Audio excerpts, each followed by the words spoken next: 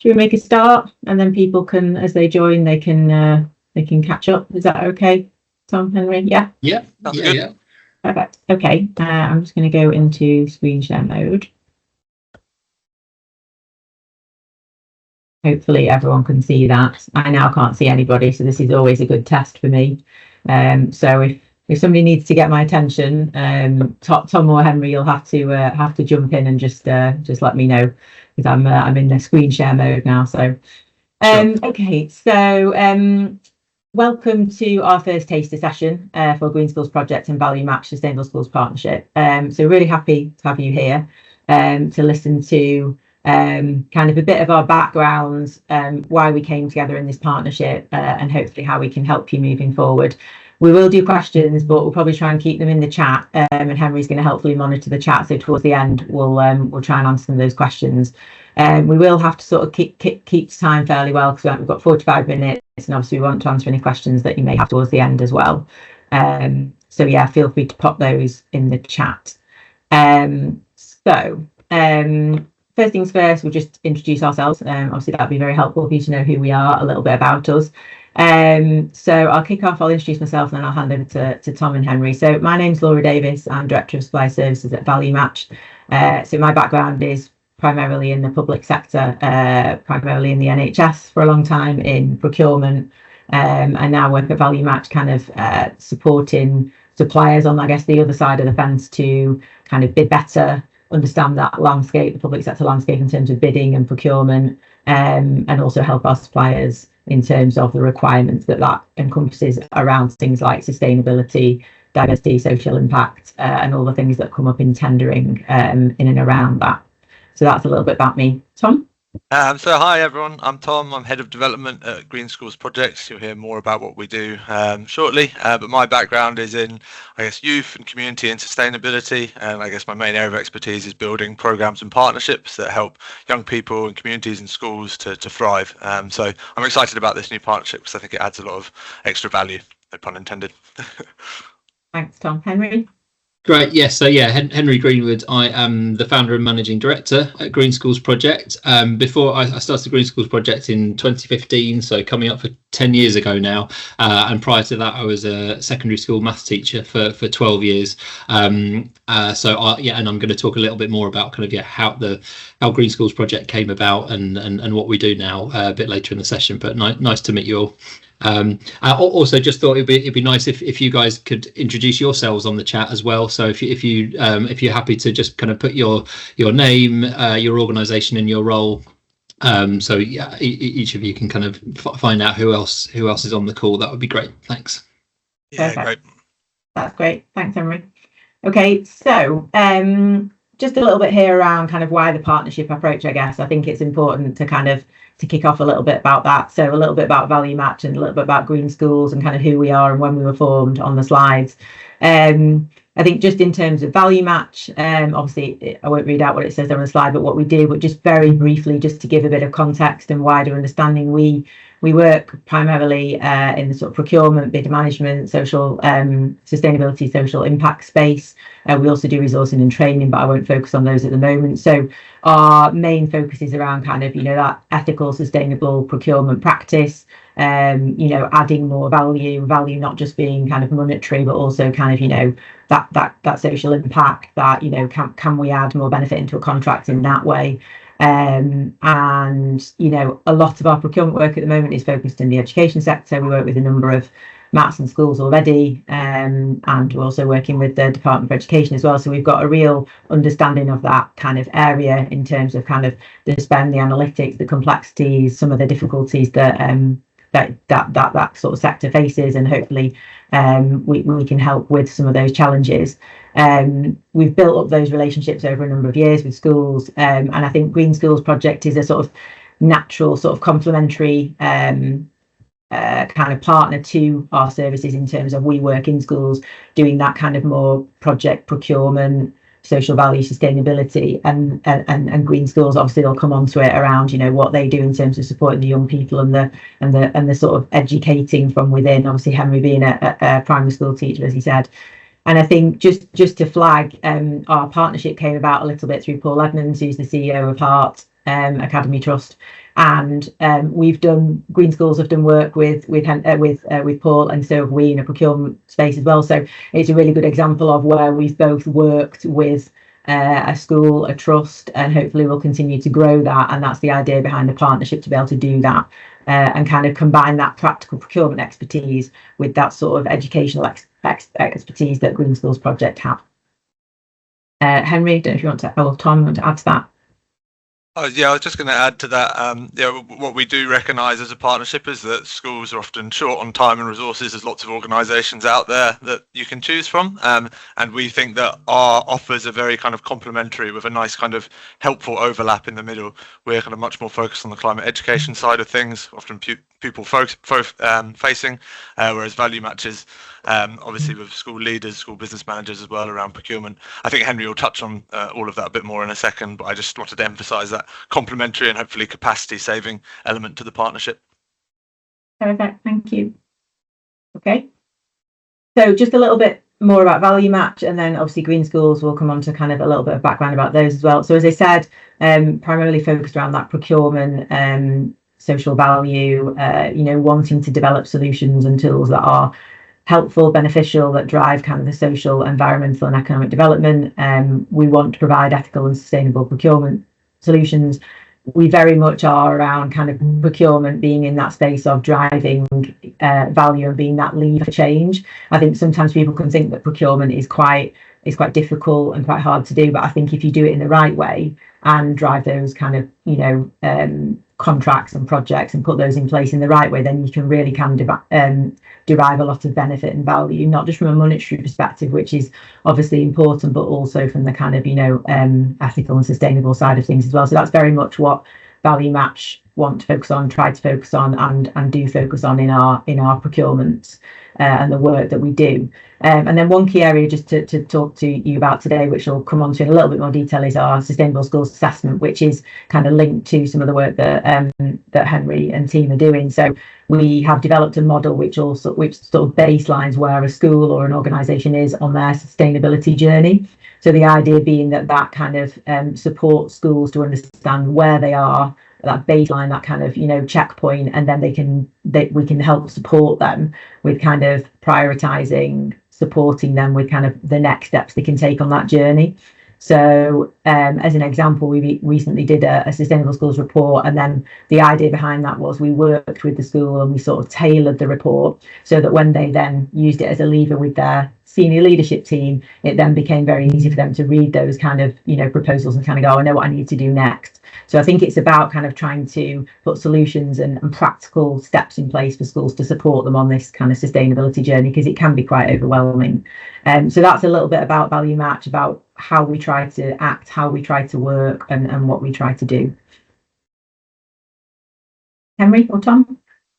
Yeah, sure. I'll take this, Tom. Shall I? Go for it. Yes. So just a bit of background to Green Schools Project. Then, as mentioned, I was a secondary maths teacher for 12 years before starting Green Schools Project, and as in part of that time, towards the end, I was actually getting more and more interested is probably the wrong word, alarmed or kind of aware of climate change. It was kind of in the days before it was called the climate crisis, and was looking for opportunities to kind of do something about it, and looking for potentially looking for things outside the classroom. But then actually when I really kind of looked at the way that my school dealt with these issues, I just saw a huge opportunity there to actually support the school to become more environmentally aware, get pupils involved with projects. And the thing that really I kind of remember standing out is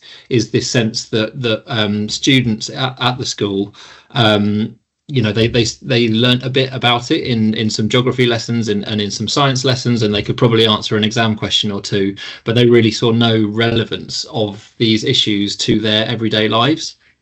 So there was just this big disconnect there.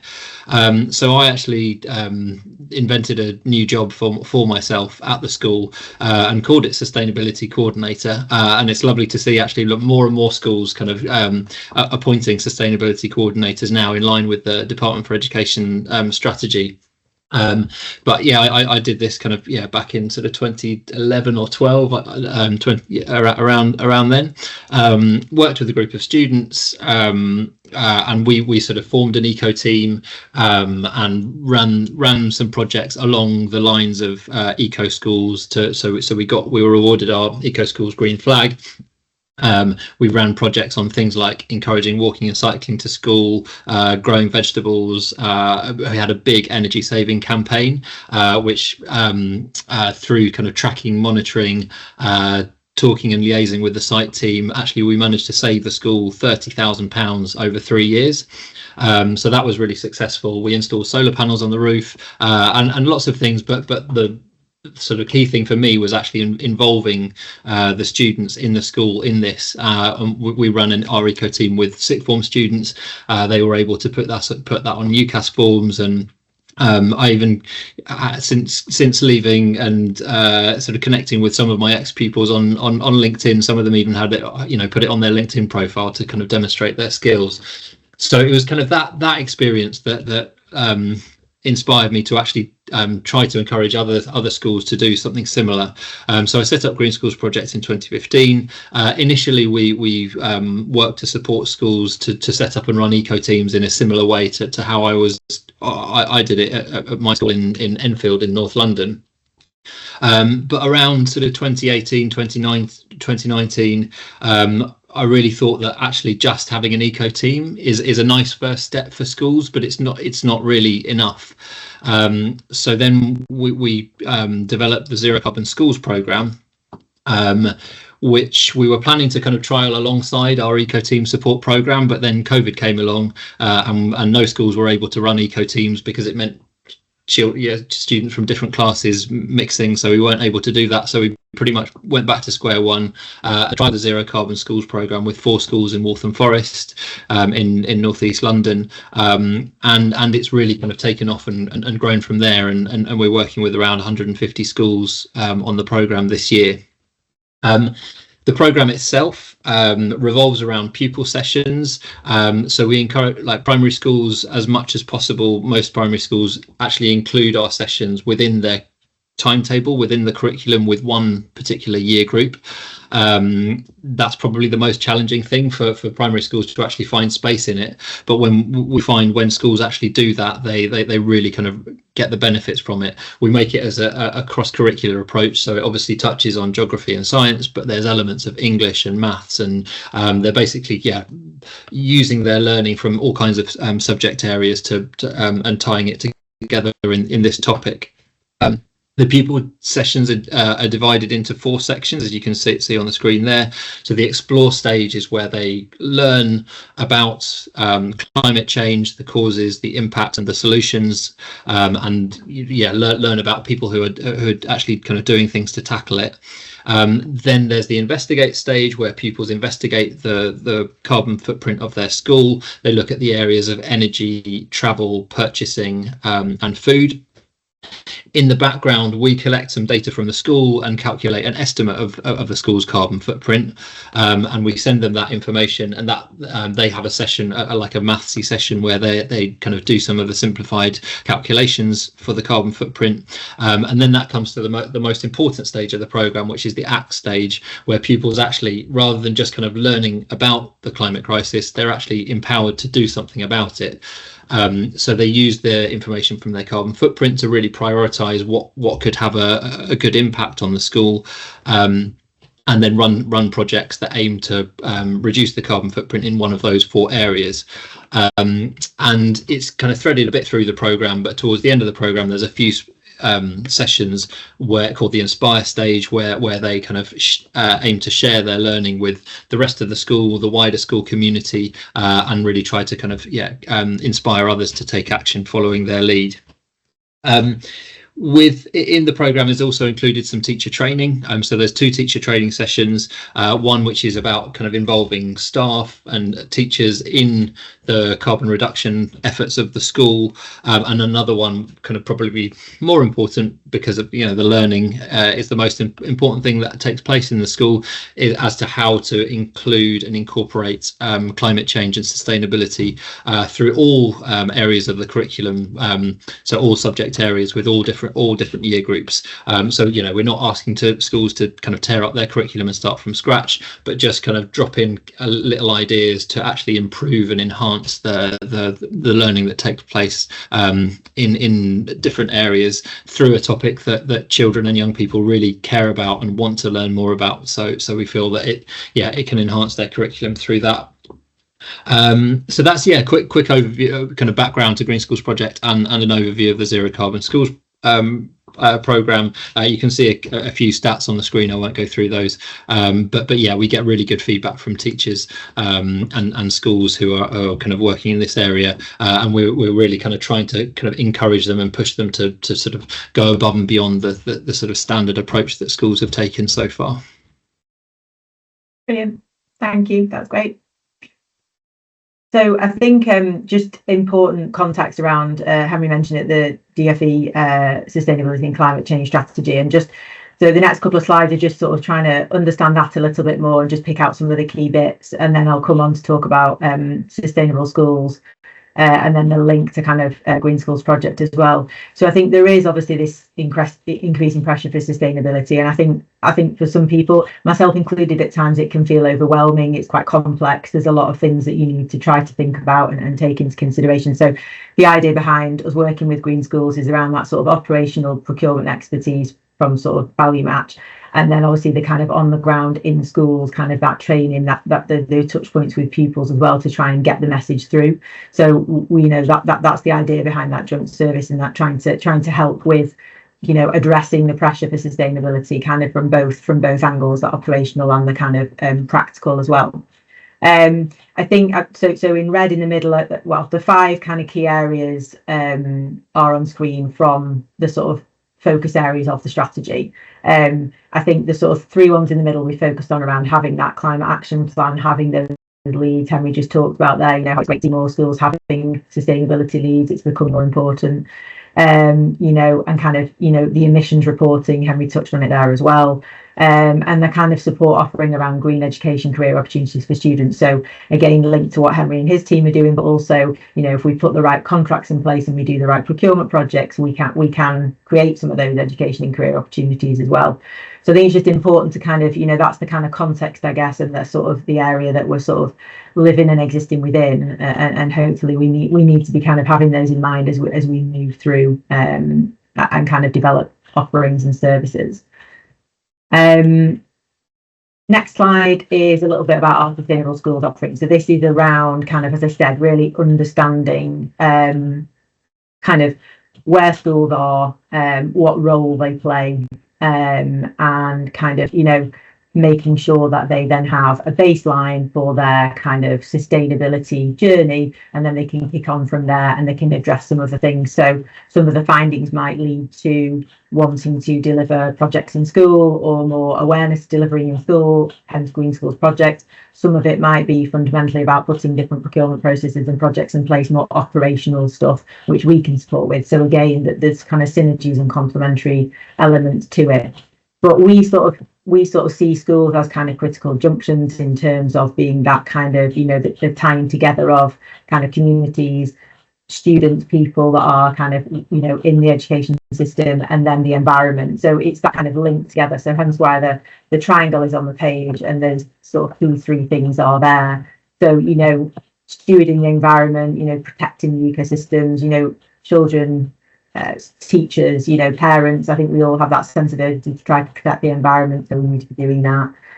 Strengthening communities, you know, schools are communities, aren't they, where a lot of people come together. So again, we want to be able to contribute positively to that wider community in school, out of school, and then, you know, making sure that the kind of we're safeguarding strong communities, we're building, you know, healthy individuals in terms of their awareness to what's going on in the climate, healthy individuals in terms of, are they eating the right things in school? So are we putting the right contracts in place for catering and things like that. So there's a lot of synergies and a lot of links. But ultimately, our sustainable schools, the goal of it is to kind of take a step back with a school or a trust and sort of say, where are you on your journey? And we take into consideration sort of 6 key areas around kind of health and well-being, circular economy, environmental management in aim 3. And then we kind of understand where you are by lots of kind of detailed one-on-one conversations, structured interviews, and we glean that information, we look at your policies, and then we make an assessment using our social impact and assessment tool. And then we kind of give you an overview, a detailed report, which kind of says, here you are kind of in terms of this is your status, this is your maturity level, I guess, in terms of where you are on a sustainability journey. And then we'll give you kind of key priorities, key next steps to move forward. And again, they might link in and complement with Green Schools Project in terms of some of the outcomes might be something that you want to build in and lean on Green Schools Project for as well. So essentially that document then can be used as a baseline, as a key kind of step in terms of this is where we are and this is where we need to get to and this is what we need to do to get there. And obviously we can support more with, how you get there if there are key things that you want to develop that come out of the Sustainable Schools Assessment. So we see it as really complementary with everything that Henry's talked about, sort of in schools with the pupils, and then kind of, with this kind of overview operationally of where a school or a trust is. Hopefully the two can tie together quite nicely in terms of how a school or a trust might move forward. And this slide is just, we've left it in, it is very procurement focused, but I do think it's just important to call out that, and I think Henry's got an anecdote on this, which is quite interesting about an observation from a pupil, but what we buy, how we buy, and who we buy are really important in terms of, the ripple effect of kind of one to the next. So, if we reuse, if we recycle, if we buy refurbished goods, are we thinking about whole life cycle costs? How we buy, have we got strategy? Have we got like really clear KPIs and expectations in that contract around kind of what social value you might want to get out of the contract? And are we aggregating and consolidating things properly so that we can really drive the best value? And who we buy from. So are we buying from people with similar behaviours in terms of ethical and sustainable practices, from suppliers? Have we been really transparent and open about what we want? And so I think it's important to just call this out. It is more of an operational, I guess sort of slide in terms of how schools operate and procure and the kind of ripple effect through. But I think, Henry, it was an interesting anecdote, wasn't it, about carbon footprint from a child? Do you want to just expand on that? Because I think it's really interesting. Yeah, so I thought it's just a good example of how the two things that we do can be very, very linked, because obviously Value Match have the expertise, the sort of technical back office expertise to support schools and trusts, whereas we work very much with the teachers and the pupils, and I think that there is a journey for all schools and trusts to go on over the next however long, hopefully not too long, but to sort of reduce their carbon footprint and become more sustainable, and a lot of that kind of stuff can tend to happen sort of behind closed doors, and not involving teachers and pupils. But I think it's really important that there's such a rich kind of learning opportunity for pupils to actually find out about this kind of thing. I mean, a more accessible, visible example is like if schools put solar panels on the roof, for example. We did that at our school, and that can sometimes happen in the holidays. There's not kind of too much fanfare made about it, and pupils and staff may or may not know about it, and they're kind of there in the background generating renewable energy, but that's great. But actually there's a huge learning opportunity if pupils and staff can kind of get involved with that, learn about it, and kind of see the impact that it's making.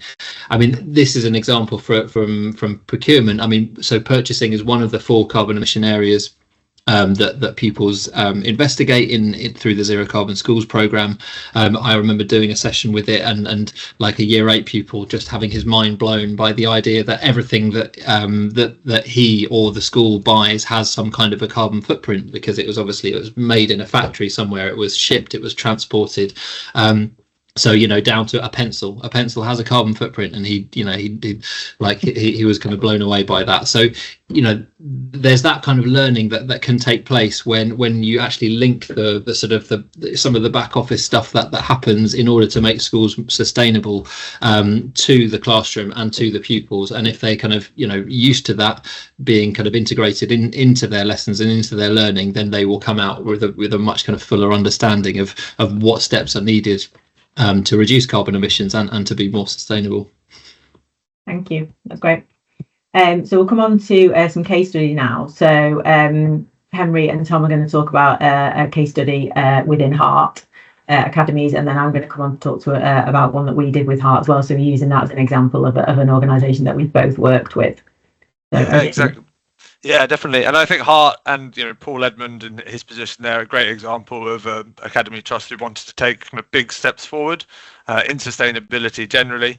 And by kind of committing with 4 of their schools to running our premium zero carbon schools program at the same time as working with Value Match, I think they're really kind of leading the way as to what an Academy Trust can do as a kind of whole school around all of this. So I won't spend loads of time talking about it, but I will focus on the act and inspire elements of our Zero Carbon Schools program that happened at Shackleton Primary. We had classes, year 5 classes at Shackleton Primary, who were really focused on travel and looking to raise awareness of carbon emissions from like car journeys in particular to and from school. So they promoted more walking to school amongst parents, families, carers, and created a green pledge which everyone could sign up to promote those greener forms of travel, as well as a quite wholesome poetry competition around that too. What I'd really like to point out, though, is they managed to get, with a little bit of our help, all of their schools together at a celebration event last July, where they could showcase what each school had done to reduce their carbon footprint and what steps they'd taken to being more sustainable, you know, from a pupil-led perspective. I think, yeah, it says there at the bottom we had 150 pupils together from the 4 schools in the trust. And again, I think that showcases their long-term commitment to really getting members of the school together around this. Also worth noting that Shackleton's in a slightly more deprived part of Bedford, and I think one of the teachers' piece of feedback is that climate and sustainability wasn't necessarily on every, you know, parent, family, carers radar before the project, but now it very much is. So it's again a piece of evidence which shows how a school, and pupils in particular, can really drive forward sustainability, not just in the school but in the wider community itself. And there's some nice quotes for you too. I think the first one shows, you know, what a school coordinator or teacher can get out of it. The second one really about, you know, what a pupil can gain in terms of knowledge from the program, and the third one some of the softer skills, you know, communication, reducing social anxiety as well. And of course, nice to finish with the fact that 100% of the pupils who participated at Shackleton would recommend the program to others. So yeah, a brilliant example of Academy Trust and an individual school, you know, really making the most of our program, and something we really hope we can continue working in partnership with Value Match as well. Brilliant, thank you. And then just to come on for case study from our perspective, so obviously from that kind of operational procurement sort of perspective, so we worked with Heart around their kind of supporting healthy eating outcomes, so catering tender, and I won't read out all the kind of detail on the slide, but obviously you can see there that there's a lot of kind of benefits created, and I think, you know, the approach around, you know, trying to obviously create savings from a monetary perspective, which you can see the 29% over the 5 years, but also kind of introducing the online ordering system. So, you know, making things easy for the school. So also, you know, you kind of streamline lots of different elements, aren't you? And then the other side to that is, you know, creating 2 apprenticeship opportunities for pupils annually. You know, so there's a lot of things that can be done, I think, from a procurement perspective or from a project perspective. And I think at times, you know, not necessarily in this example of a case study, but we can, you know, there is always room to try to get pupils involved, you know, particularly from a food is quite, what's the word? I think emotional, evocative, you know, kids want to try a new menu, don't they? And try different things, or you know, then it's an opportunity to learn, as Henry said, you know, why are we trying to reduce single-use plastics for, you know, wrapping in food and things like that. So there's always an opportunity to learn. And I think, you know, throughout our processes, our procurements, we always try to weave that in alongside all the benefits that you can see here in terms of improving the menu. So from a nutritional perspective, children are starting their day well. The breakfast club element, making sure they start, you know, kids start the day with a good meal, helping the school, making things more streamlined. and controlled, so it's easier to report and manage and understand what's going on and what food's coming in and going out, but then also creating those apprenticeship opportunities as well. So I think just a snapshot of kind of one case study that we've worked with Heart. We've got several others across kind of digital, IT, uniform, similar kind of themes come through in terms of trying to create the social value element, trying to streamline things for schools, trying to make savings, but then also, you know, what's the impact on the children and the families and the community as well. So it's important to kind of factor all those things in, which we very much do when we start these processes. So that's just a really nice example, and the same trust as well on kind of supporting healthy eating and the outcomes that can bring.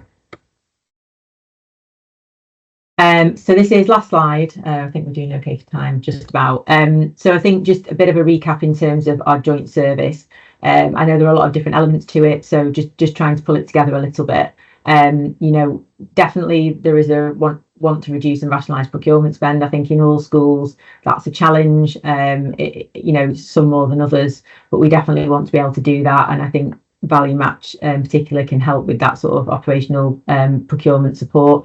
And just for a bit of context as well, we work with, you know, over 300 schools, so we've got an example of you know, lots of examples of what we're doing. You know, we've got a lot of spend under management that we're looking at. We've created a lot of savings, you know, and our kind of, you know, ratio of cost to kind of, you know, savings is good in terms of, you know, trying to bring that savings. You know, we're sort of averaging around 10% based on the spend under management that we've got. So we are definitely making inroads to reduce and rationalise, but it, you know, it's also sits within the spectrum of, you know, wanting to create the social value, wanting to get the right contracts in place and work with the right suppliers and things as well. So this isn't just a let's just, you know, cut 10% out and not do anything else. This is a, you know, there's a lot of steps to that. And a lot of elements that we want to weave in to make sure that it's sustainable and ethical as well. Definitely create a clear climate action plan by the end of 2025, which is in the DfE strategy. I think there's elements of both our support that can help with that, calculating the carbon footprint, and also, as Henry said, you know, empowering the pupils to get involved in things like that is really important and quite exciting, I think. Henry talked about the kind of the climate education and the training sessions, which Henry, you can touch on when I finish. But I think just in terms of accessing our joint service, obviously you've got that sustainability procurement support from Value Match, and then you've got the green schools kind of on the ground working with pupils and teachers, and kind of that in the classroom sort of benefit as well. So I think we're really well placed to kind of work together, and we definitely want to support together by our programme as well.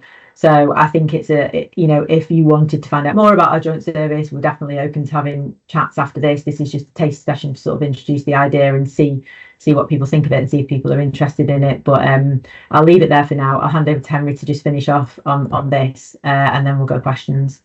Is that okay, Henry? Yeah, I mean, I think you've summarised it pretty well, to be honest. Tom, have you got anything to add before we take questions? No, I think it's good. I mean, maybe someone will have some additional questions about the teacher training, kind of what that involves. I know we mentioned a bit earlier in the session, but yeah, if someone does have a question about that, I guess Henry can give some more detail. But otherwise, Laura, I think you did a great job of summarising. Okay, brilliant. So thank you. There's our details. We'll share the slides, so you've got our contact details as well after the session. And I will just come off screen share now so I can see you all, or try to see you all, and take some questions. So thanks very much. This is the technical bit now where I try to be able to see you. I'm going to stop sharing. Okay. So just looking in the chat.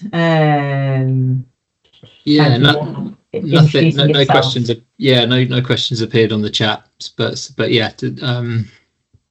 Anybody have anything they wanted to ask, or if you don't have anything at the moment, it's fine. You can always reach out to us separately. As I say, I think probably if anybody is interested, next step would be to sort of reach out to me and or Tom or Henry, and then we can organise a follow-up session. Because I think one of the things perhaps we didn't say is that I think in terms of kind of offering this to schools, it's quite bespoke in terms of kind of, it depends what each school wants. So kind of each school or MAT or trust or whoever comes to us and wants to explore working together, we'll probably need that follow-up session just to understand what your ask is, and then we can sort of design what's needed and help support you in the best way, and give you a proposal in that way. So there's a few questions coming through now. So one from Ross saying, well, would the number of schools you work with be limited? I don't think so. I think it I'm not quite sure exactly what your question means, Ross. If you could be a little bit more specific. Thank you, Martin. I don't know, Rossi. Do you work with a large number of schools in a trust, or is that the reason? Slides will be shared. So just just whilst Ross is thinking about that, Marty, you said, oh, sorry, Ross, I'll go back to you. Would resources limit the number of trusts you work with? I think it would depend. I think we just need to have a conversation with you in terms of what your total number of schools are, and then we can very quickly decide how best to support you. It's hard to say yes or no without knowing the detail, but obviously if it was a vast amount, we'd obviously have to reflect on that. We'd have to come up with a plan, and we'd have to approach it in the right way. But ultimately, happy to have a conversation with you, Ross, if that would be helpful to kind of try and drive the understanding a bit more there.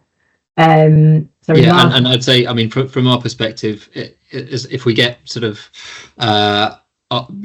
plenty of notice, we should be able to adjust our capacity to kind of deliver to sort of any number of schools. And just to note on that, actually, something that I hadn't mentioned is our kind of timings for signing up to zero carbon schools, because we're actually just starting school recruitment for 2025 to 26. The programme runs from after October half term until the end of the school year. So now is a good time to kind of like start those conversations and see if your school would be interested in joining. The deadline for signing up for next academic year is sort of middle or end of September. If you kind of subsequently would like to sign up to that, then there's a bit more of a lead time, but kind of time to kind of integrate and plan it for the following academic year. There's a question I think we might have missed in here, which is from Marta. Have you got any useful framework for reducing emissions from paper and learning materials? Useful frameworks for reducing emissions from paper and learning materials. We can definitely come back to you on that, Marta, with some details, for sure. Off the top of my head, paper and learning materials. We definitely have. So Value Match as an organisation are working with a lot of schools, and we are creating a raft of frameworks to support schools. So I can definitely reach out to you separately on that and give you some more detail, Marta. So I'll do that. I've got your email from here. Yes, Sarah, the slides will be shared. Martin, that's the same. Ross, we've come back to you. Marta, it's over 100 schools. Okay, yeah. Yes, definitely reach out and we can have a conversation about that. That's great. Any other questions or queries that people have? No? I know sometimes it's always daunting to ask questions on these things, so happy to take them separately. As I say, I'll share the slides, and I'll tell you what I'll do. I'll just pop our email addresses in the chat now as well, and then that's a quick way of doing it as well. So I'll do that now, and then just give everyone the last chance to ask anything. Whilst I'm doing it. Otherwise, I think we'll draw it to a close. And thank you all for coming and listening. Hopefully you found it useful. Hopefully there's something in there, and you can kind of appreciate the sort of, the collaboration and why we feel quite passionately about working together and wanting to do this. So look forward to hearing from people individually, and happy to ask any questions. Thanks so much. Okay, thanks everyone. Thank you everybody. Thanks.